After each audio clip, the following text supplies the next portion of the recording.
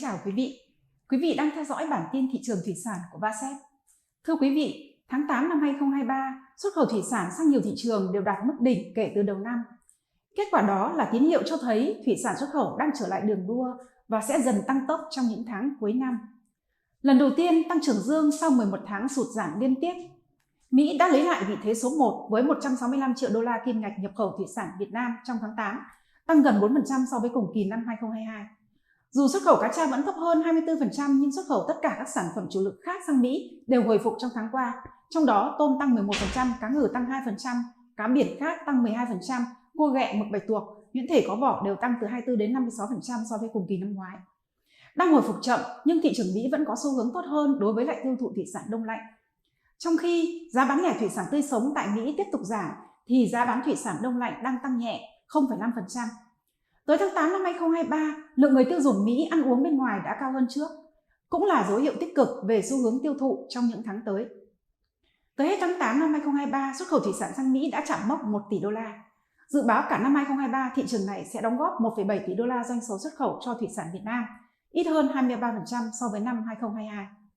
Xuất khẩu thủy sản sang Nhật Bản và Trung Quốc trong tháng 8 tuy cao hơn so với lại 2 tháng trước đó, nhưng chưa phản ánh rõ cái xu hướng hồi phục.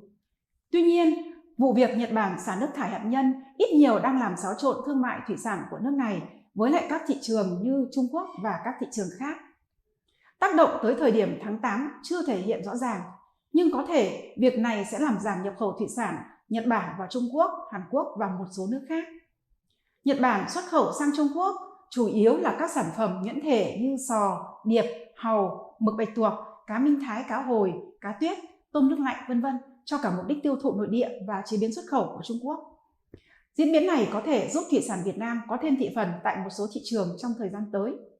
Do vậy, dự báo xuất khẩu thủy sản sang Trung Quốc sẽ tăng trở lại mạnh mẽ hơn vào 4 tháng cuối năm, vừa để đáp ứng nhu cầu dịp lễ Tết Nguyên đán, vừa để bù đắp phần nào sụt giảm từ thị trường Nhật Bản. Xuất khẩu thủy sản sang Hàn Quốc trong tháng 8 cũng đạt mức cao nhất từ đầu năm, nhưng so với cùng kỳ năm ngoái vẫn thấp hơn 24%. Tuy nhiên, ngoài các thị trường chính với các xu hướng khác nhau thì có nhiều thị trường nhỏ ghi nhận mức tăng trưởng trong tháng 8, bao gồm Australia, Philippines, Brazil, Ả Rập Xê Út và một số thị trường trong khối EU như Italy, Thụy Sĩ, Phần Lan, v.v. Tháng 8 năm 2023 cũng ghi nhận sự bứt phá của nhiều sản phẩm thủy sản, tập trung chủ yếu vào các loài hải sản như cá tuyết, cá minh thái, ghẹ, tôm hùm, cá trích, cá thu nước mắm, v.v. Những cái sản phẩm như cá ngừ chế biến, cá biển đóng hộp, tôm biển, cua ghẹ, cá tra chế biến, tôm khô đang có nhu cầu nhập khẩu tăng so với năm trước. Tuy nhiên, các mặt hàng chủ lực như tôm chân trắng, cá tra, cá ngừ, tôm sú, mực, chả cá đông lạnh vẫn thấp hơn so với cùng kỳ năm 2022, khiến cho doanh số xuất khẩu chung chưa thể bứt phá. Do vậy, tới hết tháng 8, tổng xuất khẩu thủy sản của Việt Nam vẫn tăng trưởng âm 24,5% so với cùng kỳ năm 2022. Xuất khẩu các sản phẩm chính đều thấp hơn từ 14 đến 34% so với cùng kỳ. Song với những dấu hiệu tích cực hơn từ thị trường Mỹ và Trung Quốc, dự báo xuất khẩu cá tra và tôm trong những tháng tới sẽ tiến triển tốt hơn. Theo đó, xuất khẩu cá tra có thể mang về doanh số 1,8 đến 1,9 tỷ đô la, xuất khẩu tôm ước đạt 3,6 tỷ đô la và các mặt hàng hải sản sẽ đạt khoảng 3,5 tỷ đô la trong năm 2023. Như vậy, dự báo tổng xuất khẩu thủy sản có thể đạt khoảng 9,1 đến 9,2 tỷ đô la, giảm 16% so với năm 2022. Xin cảm ơn quý vị đã theo dõi bản tin.